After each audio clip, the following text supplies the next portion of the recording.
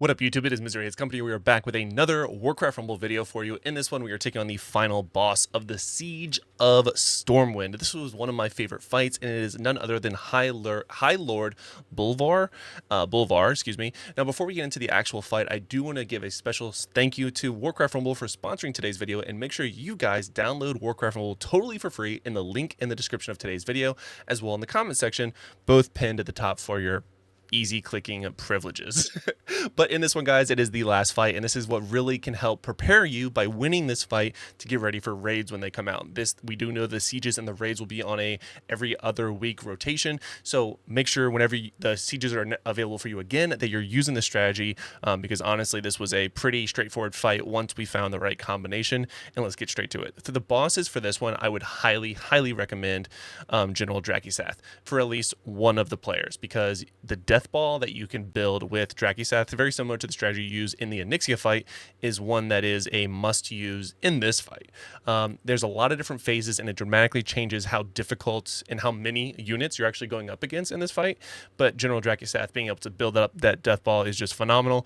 Jaina wasn't necessarily needed. The executes or just the spells in general did help towards the end, but ultimately the General Drakisath is what we used and definitely needed the most. So let's go and get straight to it.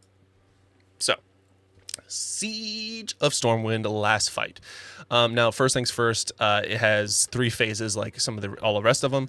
You can see I'm pushing on the right side at first. Now, you do get a little bit more luxury when it comes to summoning in this one. I go ahead and just start off my death ball, but I do want to make sure I get my gold. You don't have to use Defile Bandits, but I think that they're definitely worth it. You can see that we both were utilizing it. Now, unfortunately, my General Drakisath did just sort of leave. There you go. He very late got aggroed and then just doesn't finish the other one. So this was a bit of a weird situation. My healer didn't die, which is all that matters, and I still somehow got the +4 gold, I guess because my units started the fight. Now, this was a different strategy. Okay, so if you look, I am using the Unbound Mage Cluster. I forgot what it's called. It's like that 4 or 5 cost mages. You can use it for one of the strategies for Onyxia, and I found it actually to be really good in this fight. So I protected both sides of our base, which we're going to get to, with these units, and it just was a nice comfort pick for this one, because you do get a lot of melee units, just these armsmen, the footmen that come up to you, and having those mages that can just slow them down and then just slowly chip away at them from range helps tremendously in all phases of this fight. And you do get an immense amount of value out of them because they stay there until they're killed. So you can see that I'm about to finish off this turret.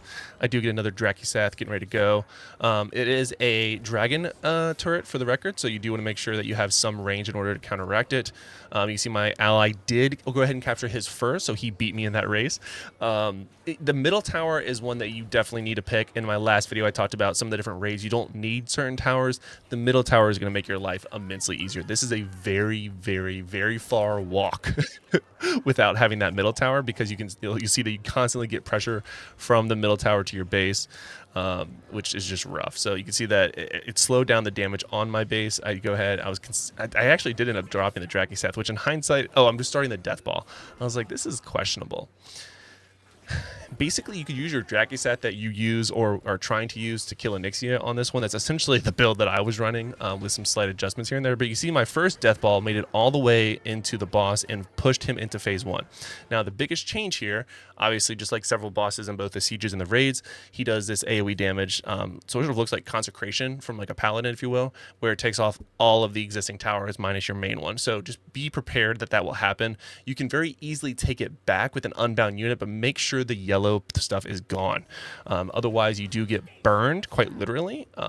So you do get a little bit of a reprieve right there. You can see where the chest spawned, and I don't think my guys would have made it there in time, but they definitely won't make it now. But you can totally get to the towers with an unbound unit if you have one in your pocket. Just make sure you wait that couple seconds before having it, fully, the Consecration fully dropping off. So at this point, you just repush the towers. Now they do get an attack buff, so the color of the flag and the color of the aura is pertinent. This is more of like a bloodlust, if you will, for everyone, so they attack faster and do more damage. which can make things a little bit more challenging. This was by far the most annoying one. He has other colors that he does later on in the fight that we'll talk about. My partner with his chickens, dude, he used them for like almost every fight. I'm not saying they're bad. I'm saying like I don't think I need the chickens. All right, so now we have a nice death ball going already. Drakuseth will be fully healed up by the time we get up there. Keep in mind the level squish if you're curious why my levels are the way they are. There is a level compression in the Siege of Stormwind. You don't get that compression when you do the raids. All right, now continue the fight. You basically just want to maintain control of the middle. Now he goes to the blue. This is more of a defensive bonus that they get, so they are a little bit tankier, if you will. Maintaining control of this gold is a huge part of it because you don't get a lot of gold unless you push up. So I actually just ignored, believe it or not, that middle tower this time, but we have a slow push kind of going there now. You can see I'm just surrounding the base with defense. And we're getting ready to push them into the final phase. There it is, final phase. So now all the footmen are upgraded. Now it's a little bit tougher. They're a little bit stronger. There's more of them.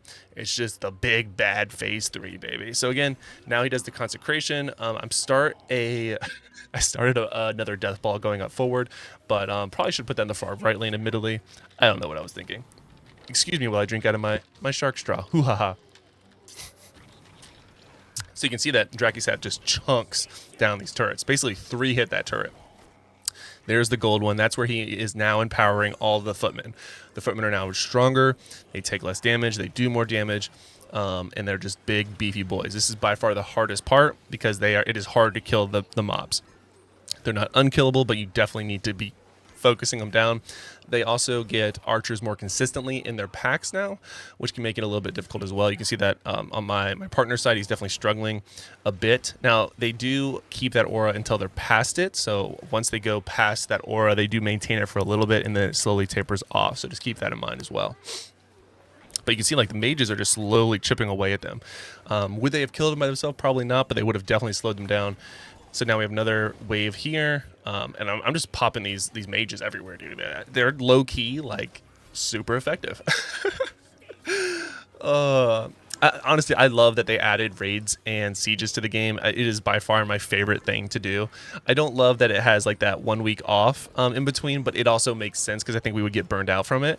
And this is awesome content, so I very much look forward to it, and I have that excitement and like that. I don't want to say like nostalgia because you only had each of them for like a couple times, but get a little bit of nostalgia. All right, so here now back to the red, so they're doing more damage. My death ball is progressing upward. I can't remember if this is the final death ball. I almost think so because of how much we're supporting it. Oh yeah, never mind, definitely is. He also powered up and healed my Drakuseth there, which was awesome. So that is the end of the fight. So basically, again, like I said in the beginning, the name of this game is just a Drakuseth Death Ball. Make sure, if you guys are new to the game or don't know what a Drakuseth Death Ball means, you essentially get a Drakuseth in the front, a Shaman Healer behind him. Make sure the Shaman Healer puts the Earth Elemental Totem thing on, or shield, on Drakuseth. So that way he is preventing resistance from magic, and then the armor will also buff his armor, and then of course healing him. And then you just get any DPS, ranged DPS I should clarify, behind him that you prefer. I use Pyromancer the most. I also use the hammer throwing one. I can never remember her name, but any ranged DPS can definitely do the trick, but Pyromancers with the AoE is really, really nice for this one, especially with like the multiple footmen at the same time. And that's it for this run, guys. It's pretty straightforward, not all that difficult, but super fun. And of course, for beating it, you do get the ability of having that like universal trait they can put on any of your decks. So when this comes back around again, I definitely look forward to unlocking it because that trait is so crucial, especially in PvP, at least in my book. So this is, and of course you get honor. You get 100 honor for beating it, which helps you upgrade your troops to platinum. And I will help you in future videos show you which ones you should prioritize, because doing the sieges and the first round of the raids helped me beat Onyxia. And I want to make sure you guys can beat Onyxia as well with focusing on the right unit. So if you want to see that, make sure you subscribe to the channel, guys. And without further ado, thank you once again, Warcraft Rumble, for sponsoring this video and the overall channel. I really appreciate working with them. And you guys should, if you haven't already, download Warcraft Rumble totally for free in the link of the video as well as in the pinned comment. And you as well can work your way up to beating these sieges of Stormwind. And I mean, the fact that it's called Siege of Stormwind makes it seem like there's maybe other sieges coming. Maybe we'll get a siege of... I don't know. It's something else. All right, that's going to do it for today's video, guys. I hope to see you in the next one. Take it easy. Have a good one.